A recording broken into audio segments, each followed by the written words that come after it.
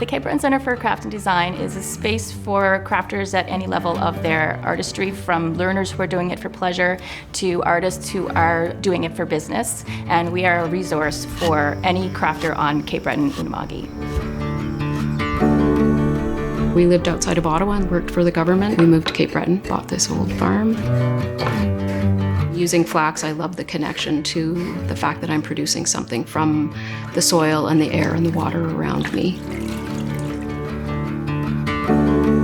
I've been rug hooking for about 50 years. At one point in Shetty Camp, we had about 6 to 8 rug hooking shops. Our community has become much, much smaller, but we still feel that connection because it's always been.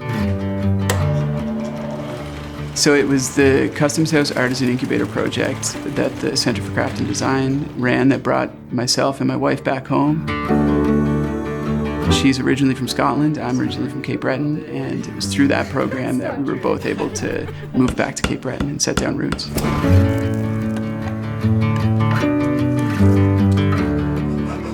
So I did a residency at the Cape Breton Centre for Craft and Design in Sydney about 15 years ago, and I think I was the first artist in residence that they had.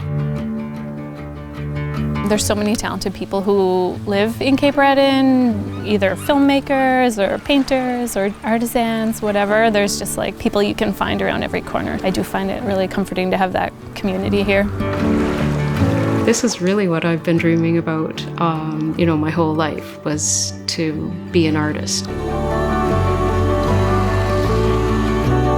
It's so important for the centre to exist as long as we want crafting communities to exist. We're here to support the artists of this and future generations.